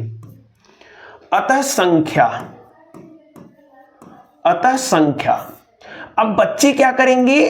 कहेंगे पहले दहाई वाला आता है फिर इकाई वाला आता है, y x मान लेते हैं, संख्या y x मान लेते हैं। वाई एक्स का मतलब बच्चों वाई गुणे एक्स होता है। जैसे मैंने कहा इकाई का अंक 2 है, दहाई का अंक 3 है, तो संख्या कितनी होगी? आप बोलेंगे सर 32 होगी। ये इकाई का अंक है, ये दहाई का अंक है, दहाई वाला पहले, इकाई वाला अंक तो 3 2। लेकिन संख्या मैंने क्या माना? इकाई का अंक 3, दहाई का अंक 2, तो संख्या क्या होगी? तो 32। लेकिन मैंने क्या लिखा? 3 इंटू 2 यानी 3 दूनी 6 लिख दिया। ये गलत है। कभी भी दो अंकों की संख्या मानना हो बेटा ना, तो आप ऐसे मानेंगे, दहाई मतलब 10, दहाई मतलब 10, y है y लिखिए, फिर प्लस x, ऐसे मानिए आप। दो अंकों की संख्या ऐसे मानना है। 3 अंकों की संख्या मानना होता तो ऐसे मानते हैं, सैकड़ा, फिर दहाई, फिर इकाई। 2 अंकों की संख्या बेटा ऐसे मानना है। संख्या 2 अंकों की हमेशा क्या माननी है? 10y plus x. Y x नहीं यार, वाई एक्स मतलब वाई इंटू एक्स होता है, वाई इंटू एक्स गलत हो जाएगा। ठीक, तो संख्या कितनी हो गई? इतनी हो गई। फिर कहा कि 2 अंकों की एक संख्या 10y प्लस एक्स है, उसके अंकों को उलटने पर, अंकों को उलट दिया जाए बच्चों, यानी इकाई का अंक दहाई कर दिया जाए, दहाई का अंक इकाई कर दिया जाए। अगर अंकों को उलट दिया जाए तब संख्या कितनी होगी? तो आप बोलेंगे सर 10x प्लस वाई हो जाएगी। अंकों को उलटने पर संख्या कितनी होगी? 10x plus Y. संख्या कितनी? 10y plus x. बदल दिया अंक, इकाई वाला दहाई, दहाई वाला इकाई, तो 10x प्लस वाई हो गया। संख्या का योग 66 है, इनको जोड़ने पर कितना आ रहा है? 66 आ रहा है। तो दोनों को जोड़ दीजिए बेटा, दोनों को जोड़िए। प्रश्न कह रहा है कि इसको और इसको जोड़िए। 10y plus x plus 10x plus y बराबर कितना? 66। 10y 1y 11y, 10x 1x 11x बराबर 66। 11 कॉमन है बच्चों, y प्लस एक्स बराबर 66, यानी 11 गुणा में उधर जाएगा, भाग में x प्लस वाई बराबर 66/11, यानी बच्चों x प्लस वाई बराबर कितना आ गया मेरे पास? 11 छक्का 66, समीकरण नंबर 1। x प्लस वाई बराबर कितना आ गया? x प्लस वाई बराबर कितना आ गया? x प्लस वाई बराबर आ गया है 6। x प्लस वाई बराबर कितना आ गया है? 6। ओके, आगे देखिए, आगे देखिए, थोड़ा सा अरेंज करते हैं, उसके बाद आपको समझाते हैं। ठीक है बेटा, x प्लस वाई बराबर 6 आ गया। फिर कहा यदि संख्या के अंकों का अंतर 2 हो। अंतर मतलब होता है, अंतर मतलब होता है बच्चों, बड़ी संख्या में से छोटी संख्या को घटाइए। क्या आपको पता है x बड़ी है कि y बड़ी है? आप बोलेंगे नहीं सर, पता नहीं है, x भी बड़ा हो सकता है, y भी बड़ा हो सकता है। तो यहां पे 2 शर्त बन जाएगा। अंतर मतलब घटाना, अंकों का अंतर x माइनस वाई बराबर दिया है बेटा 2। अगर x बड़ा होगा तो x माइनस वाई बराबर 2 आएगा, या y भी तो बड़ी हो सकती है, तो y माइनस एक्स बराबर भी 2 आ सकता है। इसे समीकरण नंबर 3 कहेंगे, सॉरी समीकरण नंबर 2 कहेंगे, इसे समीकरण नंबर 3 कहेंगे। ये 2 कंडीशन हो सकते हैं। बोला अंतर, अंतर मतलब बड़ी में से छोटी घटाइए। तो यहां आपको पता नहीं है x बड़ा है कि y बड़ा है, तो मैंने एक बार माना x बड़ा है। जब x बड़ा है तो x माइनस वाई 2 आएगा। फिर मैंने कहा नहीं, y भी बड़ा हो सकता है, तो y माइनस एक्स बराबर भी 2 आएगा। ये आपका एक इक्वेशन, ये दूसरा इक्वेशन। इसको और इसको हल कीजिए, संख्या निकालिए, फिर इसको हल कीजिए, संख्या निकालिए। मैं क्या कर रहा हूं, समीकरण 1 प्लस समीकरण 2 को जोड़ रहा हूं। जोड़ना सबको आता है, लेफ्ट लेफ्ट के साथ, राइट राइट के साथ। तो इधर क्या है x प्लस वाई, उधर क्या है x माइनस वाई, राइट कितना है 6, कितना है 2, y y से कट जाएगा, 2x बराबर कितना हो जाएगा बच्चों 8, x बराबर कितना हो गया 4, 2 चौक 8। x अगर 4 है तो x का मान यहां रख दीजिए। ध्यान से देखिए, एकदम आसान से सवाल में तरीका करा रहा हूं, एकदम आसान। 1 मिनट, चलिए देखिए। x बराबर 4 है तो x का मान समीकरण 1 में रखिए। x का मान समीकरण 1 में रखने पर, समीकरण 1 में रखने पर x का मान मैं समीकरण 1 में रख देता हूं तो कितना है बच्चों x मतलब 4 plus y is equal to 6 plus y उधर जाएगा 4 उधर जाएगा, 6 माइनस 4 होगा, यानी y इज इक्वल टू कितनी हो जाएगी 2। y कितना हो गया 2। अब x की वैल्यू आ गई और y की वैल्यू आ गई तो संख्या आ जाएगा।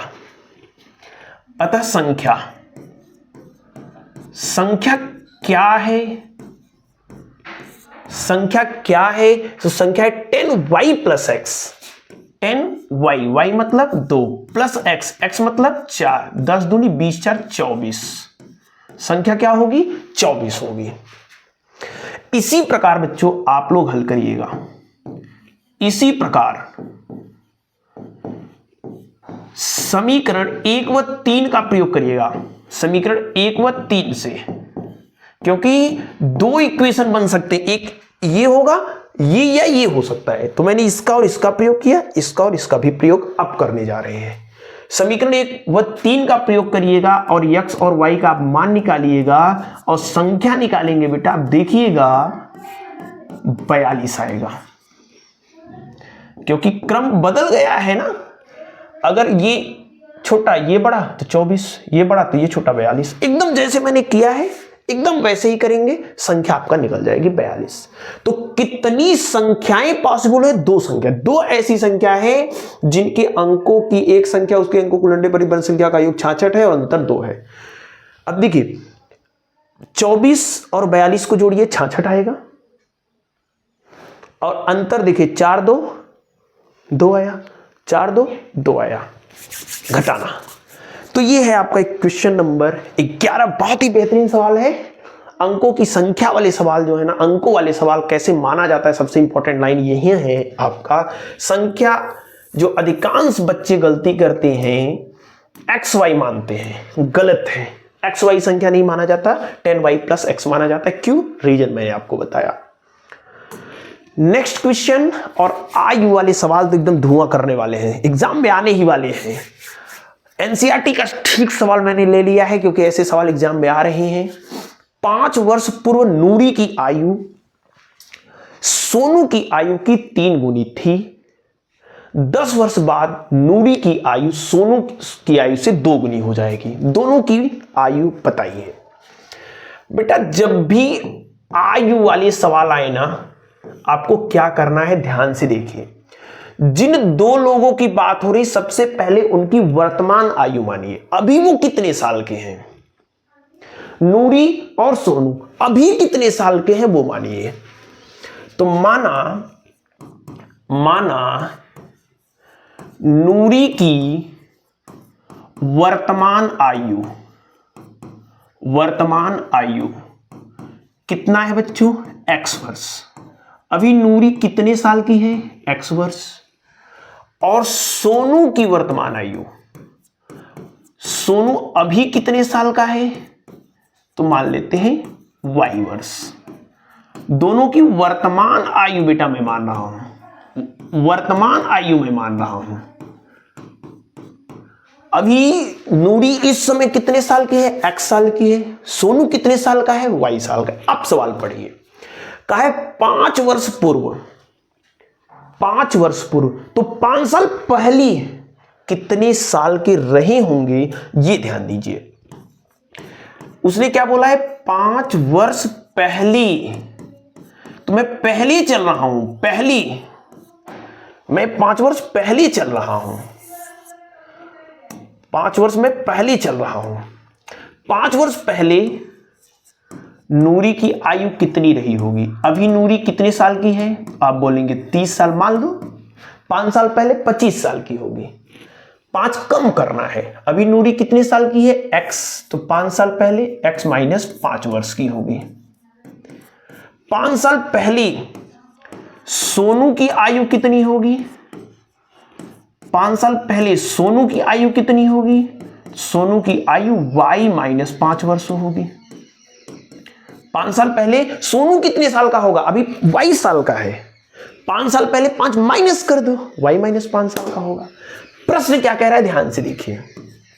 अब कंडीशन 5 साल पहले कहा तो मुझे 5 साल पहले की आयु पता होनी चाहिए, तभी सवाल लगेगा, नहीं तो नहीं लगेगा। तो कहा 5 साल पहले नूरी की आयु सोनू की आयु की 3 गुनी थी। 5 साल पहले नूरी की आयु कितनी है बच्चों? x minus 5। सोनू की आयु कितनी है? y minus 5। कौन बड़ा है? नूरी। नूरी 3 गुनी बड़ी थी। किससे? सोनू से। तो सोनू छोटा है तो गुणा हमेशा छोटा वाले में किया जाएगा, तभी बराबर होगा। नूरी की आयु सोनू की आयु की 3 गुनी है। नूरी की आयु सोनू की आयु की 3 गुनी है, तो मैंने कर दिया। x minus 5, 3y minus 3 × 5 = 15। इसमें भी होगा, इसमें भी होगा। ये 3y प्लस में इधर आएगा बच्चों माइनस में, -5 उधर जाएगा, +5 हो जाएगा। यानी x माइनस 3y बराबर -10 होगा। समीकरण नंबर 1। समीकरण नंबर 1 एकदम मजेदार सवाल और आपको समझ में एकदम आ जाएगा। अब आगे पढ़िए। आगे कह रहे हैं कि 10 वर्ष बाद, पश्चात मतलब बाद, अब 10 वर्ष बाद की आयु निकालिए। 10 वर्ष बाद की आयु निकालिए। उसने बोला है 10 वर्ष बाद, तो भैया 10 वर्ष बाद उनकी आयु कितनी होगी वो तो मुझे पता होना चाहिए। तो 10 वर्ष बाद नूरी की आयु, अभी नूरी कितने साल की है? x। 10 साल बाद कितनी की हो जाएगी? x + 10 वर्ष। हाँ, ये बात मजेदार है। अभी नूरी कितनी की है? x माइनस 5 नहीं है, 5 वर्ष पहले है। अभी कितनी की है? x। तो 10 साल बाद x + 10। सोनू की आयु कितनी है बच्चों? सोनू की आयु कितनी है? तो आप कहेंगे सोनू की आयु होगी y + 10, क्योंकि सोनू अभी y साल का है, तो 10 साल बाद y + 10 साल का हो जाएगा। ठीक है। कह रहा है कि 10 वर्ष बाद नूरी की आयु सोनू की आयु की 2 गुनी हो जाएगी। प्रश्न क्या कह रहा है ध्यान से देखिए। प्रश्न क्या कह रहा है? प्रश्न कह रहा है कि 10 साल के बाद जो नूरी है, नूरी मतलब x + 10, सोनू मतलब y + 10 का 2 गुना हो जाएगा। 2 का मैंने गुणा कर दिया। नूरी सोनू की आयु की 2 गुनी है, 2 का गुणा कर दिया। किसके आयु में? सोनू की आयु में। क्यों? क्योंकि सोनू छोटा है, छोटे में गुणा करेंगे तब इक्वेशन बराबर होगा। तो x + 10, 2y + 20, 2y प्लस में इधर आएगा बच्चों माइनस में, तो x माइनस 2y, ये 10 प्लस में उधर जाएगा माइनस में। ठीक है, तो इधर क्या आ गया? x माइनस 2y बराबर 10। अब 2 समीकरण बनके तैयार हो गया है। एक समीकरण बेटा यहां है, एक समीकरण यहां है, यहां है, दूसरा समीकरण यहां है। अब इन दोनों समीकरणों में आप चाहे विलोपन लगाइए चाहे प्रतिस्थापन लगाइए और x और y का मान निकालिए। मैं क्या कर रहा हूं, दोनों को डायरेक्ट घटा दे रहा हूं। मैं समीकरण 1 माइनस समीकरण 2 कर दे रहा हूं। आप प्रतिस्थापन विलोपन जो भी लगाना चाहते हैं लगा सकते हैं, कोई डाउट नहीं है। मैं समीकरण 1 माइनस समीकरण 2 कर रहा हूं। कैसे घटेगा? लेफ्ट के साथ, राइट के साथ। तो इधर क्या है बच्चों? x माइनस 3y माइनस इसका लेफ्ट यानी x माइनस 2y। अब राइट की बारी आएगी, इधर -10 माइनस करना है 10 को। समीकरण 1 और समीकरण 2 को मैंने घटाया, घटाना सबको आता है, लेफ्ट लेफ्ट के साथ राइट राइट के साथ, लेफ्ट लेफ्ट के साथ राइट राइट के साथ, ठीक है। तो लेफ्ट लेफ्ट के साथ, इसको थोड़ा सा मैं बड़ा करता हूं, ठीक, लेफ्ट लेफ्ट के साथ मैंने राइट राइट के साथ घटा दिया। चलो बेटा हल करो इसको और फटाक से x और y की वैल्यू निकालो। x माइनस 3y है, ध्यान से देखिएगा, x माइनस 3y हो, आई होप आपको दिख रहा होगा, माइनस x, फिर माइनस 2y है तो प्लस 2y हो जाएगा मल्टीप्लीकेशन से, इधर माइनस 10 माइनस 20 हो जाएगा, x और x कट जाएंगे, इधर कितना आ गया बच्चों, माइनस 3y प्लस 2y यानी minus y is equal to, sorry, minus y equal to minus 20, y is equal to कितने हो गए 20, ठीक है, y इक्वल टू कितने हो गए 20। y का मान या समीकरण 1 में रखिए या फिर 2 में रखिए, x का मान निकल जाएगा। y का मान समीकरण 1 में रखने पर, 1 में रखने पर, ठीक है, मैं रख देता हूं।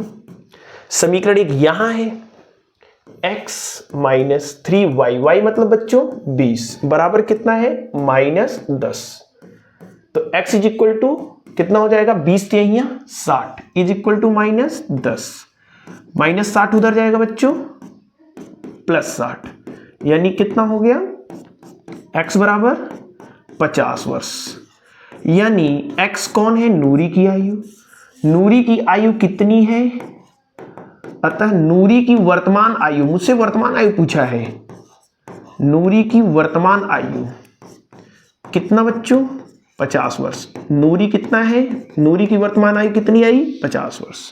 सोनू की वर्तमान आयु, सोनू की वर्तमान आयु कितनी आई है y, सोनू की वर्तमान आयु y है, तो कितना होगा 20 वर्ष। ओके मेरे बच्चों, तो ये आयु वाले सवाल काफी इंपॉर्टेंट हैं और इस सवाल को आप बड़ी ही आसानी से एग्जाम में कर सकते हैं। आई होप ये सवाल आपको समझ में आए होंगे, सवाल में कोई डाउट नहीं है, आयु वाले सवाल इंपॉर्टेंट है, मैं इसको आईएमपी कर रहा हूं बेटा, इसको आप करिएगा जरूर, और बहुत सारे सवाल आपके बुक्स में दिए होंगे, प्रैक्टिस जरूर करिएगा। आयु वाले सवालों में हमेशा वर्तमान आयु ही मानना है, नोट कर लीजिए। इसके बाद आपका नेक्स्ट क्वेश्चन है क्वेश्चन नंबर 13। कितना आसान है, इसको मैं कराऊंगा नहीं बेटा, आप अपने मन से करिएगा, ये आपके लिए मैं होमवर्क दे रहा हूं, पक्का करिएगा, अगर नहीं आएगा ना तो एग्जाम में नहीं आएगा, बड़ी मार पड़ेगी। क्वेश्चन देख लेते, मैं एक क्वेश्चन बना दूं अगर आप कहिए तो। यदि 4 कुर्सियों और 7 मेज का मूल्य 360 रुपए है और 6 कुर्सियों 10 मेजों का मूल्य 520 रुपए है, तो एक कुर्सी और एक मेज का मूल्य निकालिए। सवाल कौन नहीं कर पाएगा। मान लेते हैं बच्चों, माना एक कुर्सी का मूल्य, एक कुर्सी का मूल्य x रुपए व एक मेज का मूल्य y रुपए है, एक मेज का मूल्य y रुपए है। एक कुर्सी कितने में बिक रही है बेटा, x रुपए में। एक मेज कितने में बिक रहा है, y रुपए में। तो प्रश्न कितने कर रहे हैं, कराया कि 4 कुर्सी 7 मेज मैंने खरीदा। एक कुर्सी x रुपए का तो 4 कुर्सी 4x रुपए का। कितने मेज, 7 मेज। एक मेज y रुपए का तो 7 मेज 7y का। दोनों खरीदा है यानी प्लस किया, कितना रुपया दिया 360। Equation number first. आगे कह रहा है कि 6 कुर्सी खरीदा, एक कुर्सी x रुपए का तो 6 कुर्सी 6x रुपए का। 10 मेज, एक मेज y रुपए का तो 10 मेज 10y का। दोनों मिलके खरीदा, पैसा दे रहा हूं तो प्लस है 520। Equation number 2। इसके बाद बच्चों आपके लिए HW है, HW है। आप या तो प्रतिस्थापन, इसको मैंने HW के लिए ही लिया हूं क्योंकि आपने जो सवाल लगाया है, इतने सवाल किए हैं प्रतिस्थापन विलोपन, उन्हीं का प्रयोग करिए। या तो x को गायब करिए या तो y को गायब करिए, हल करिए, सवाल आ जाएगा आपका। तो मैंने इक्वेशन इसका बनाया है, इसको HW इसलिए दे रहा हूं ताकि आपकी प्रैक्टिस हो जाए। प्रैक्टिस करना जरूरी है मैथ में, ठीक। तो 13 नंबर सवाल आपको घर के लिए मैंने दे दिया है, जरूर करिएगा। और उत्तर 13 नंबर सवाल के उत्तर का कमेंट में जरूर बताइएगा। सारे बच्चे इस सवाल को हल करने के बाद कमेंट बॉक्स में उत्तर जरूर लिख दीजिएगा कि कितना आंसर आया है। आज का लास्ट क्वेश्चन, क्वेश्चन नंबर 14। अलग सा क्वेश्चन है, कभी कभी एग्जाम में पूछ सकता है, इसलिए मैंने इस क्वेश्चन को ले लिया है बेटा। कहा कि निम्नलिखित समीकरण युग्म को हल कीजिए। समीकरण युग्म क्या है? 3/x plus 2/y is equal to 11। और क्या दिया है बेटा? 4/x minus 5/y is equal to 7। अब आपकी समस्या बढ़ जाएगी। समस्या बढ़ी कैसे? अभी तक जितने सवाल आपने लगाए, सारी सवालों में x ऊपर रहता था, y ऊपर रहता था, लेकिन ये एक ऐसा सवाल आ गया जिसमें x डिनोमिनेटर हर में आ गया, डिनोमिनेटर में आ गया। तो ऐसे सवालों को आप लोग क्या करेंगे? ऐसे सवालों को आप लोग क्या करेंगे? ऐसे सवालों को बच्चों एकदम आसान तरीका मैं बता रहा हूं। यहां x और y डिनोमिनेटर में आ गए, और जब डिनोमिनेटर में दोनों हैं तो मैं क्या करने जा रहा हूं, ध्यान से समझिएगा। डिनोमिनेटर में अगर x भी है y भी है, जो जो डिनोमिनेटर में है उसे मानिए। ऐसे बच्चों करेंगे, माना 1/x बराबर p, क्योंकि x डिनोमिनेटर में है, एंड 1/y बराबर q। ओके, अब समीकरण देखिए, ये मैंने मान लिया बेटा, ध्यान दीजिएगा, लास्ट में इसका प्रयोग आएगा। अतः क्या हो जाएगा? 3/x plus 2/y is equal to दिया है 11। 3/x को मैं लिख सकता हूं 3 गुणे 1/x, 2/y को लिख सकता हूं 2 गुणे 1/y। कोई डाउट नहीं होगा बच्चों। 3/x को 3 इंटू 1/x, 2/y को 2 इंटू 1/y, और 3 इंटू 1/x, 1/x क्या मान रखा है? p। 2 इंटू 1/y, 1/y को क्या मान रखा है? q is equal to 11। Equation number first. पहला समीकरण दिया था, ये मिल गया। दूसरा समीकरण यहां है बच्चों, क्या है? 4/x minus 5/y is equal to 7। 4/x को मैं ऐसे लिख सकता हूं 4 इंटू 1/x, बिल्कुल लिख सकते हैं। 5/y को 5 into 1/y is equal to 7। 1/x क्या है? p। 1/y क्या है? q is equal to 7। Clear? ये देखिए इक्वेशन, ये आपको दिया था, मैंने ये इक्वेशन इससे बनाया, ये इक्वेशन मैंने बनाया। ओके, ये इक्वेशन आपको दिया था,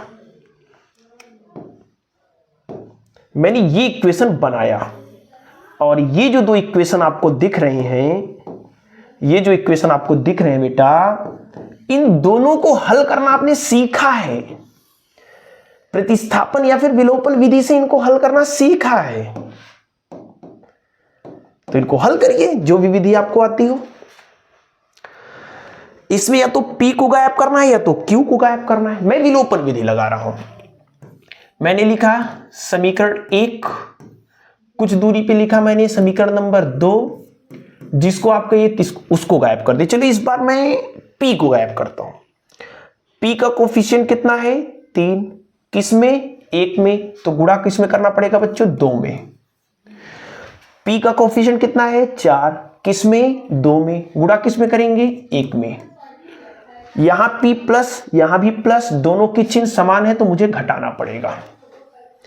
करा है समीकरण 1 में 4 का गुणा करो, तो इसमें 4 का गुणा करो, मैंने सब कराया है। 4 12 p, 4 दूनी 8 q बराबर कितना है बच्चों, 4 का गुणा कराएंगे तो 11 चौक 44 हो जाएगा।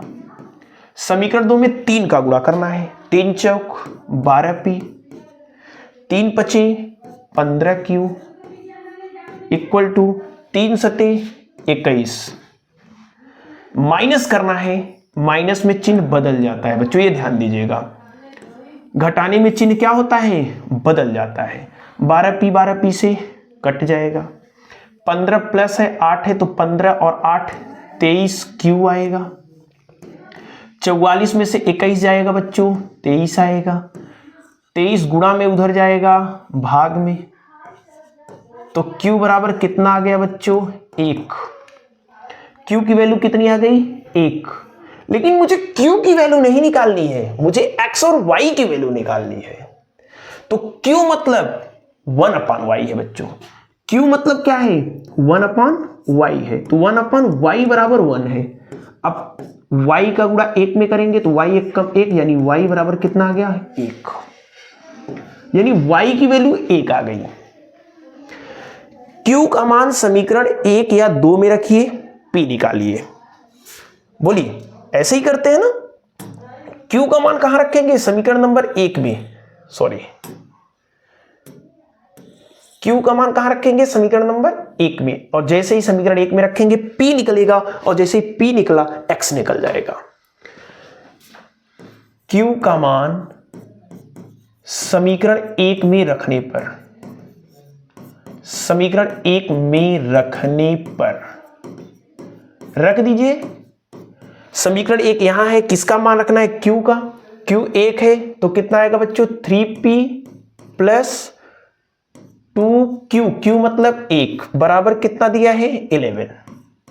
बोलिए 3p प्लस 2q, 2q मतलब 1, तो 2 1 जा 2 11, 2 प्लस में उधर जाएगा माइनस में, 11 minus 2, 3p is equal to 9, 3 multiplication में उधर जाएगा डिवीजन में, 3 त्रिका 9, यानी p इज इक्वल टू 3 आया। लेकिन मुझे p की वैल्यू थोड़ी ना निकालनी है, p पूछा है नहीं q पूछा है, x और y पूछा है बेटा।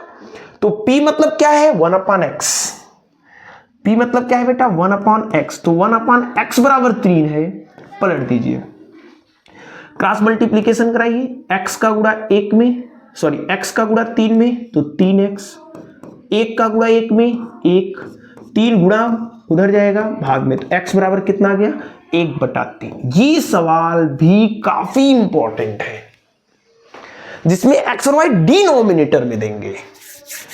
तो डिनोमिनेटर में अगर x y देंगे तो सवाल को ऐसे लगाएंगे मान करके, ठीक। तो आई होप ये सवाल आपको समझ में आया होगा। आज की वीडियो आपको खूब समझ में आई होगी। सारे क्वेश्चन जितने भी कराए गए हैं आई होप आप एकदम एंजॉय किए होंगे, ठीक है। सारे क्वेश्चन, बहुत सारे क्वेश्चन, 14 क्वेश्चन, सब इंपॉर्टेंट हैं। नोट कर लीजिएगा। इसका पीडीएफ हमारे टेलीग्राम चैनल @MP सेंटर पर प्रोवाइड किया जाएगा, वहां पे जाकर के आप अच्छे से नोट्स बना लीजिएगा। और कोई क्वेश्चन इस चैप्टर का है जो आप हमें भेजना चाहते हैं तो ये हमारा इंस्टाग्राम आईडी @MP सेंटर है, यहाँ पे आप हमें भेज दीजिएगा, ठीक है। तो आई होप आज की वीडियो आपके लिए काफ़ी हेल्पफुल होगी। सारे क्वेश्चन इंपॉर्टेंट है, अच्छे से पढ़ लीजिएगा। कोई डाउट हो, कोई कमेंट हो तो पूछ लीजिएगा। आपसे मिलेंगे इसके आगे चैप्टर नंबर 4 की न्यूमेरिकल के साथ, तब तक, सॉरी चैप्टर 4 के जो इंपॉर्टेंट क्वेश्चन है, बेस्ट क्वेश्चन है उनके साथ कल। तब तक बेस्ट ऑफ लक।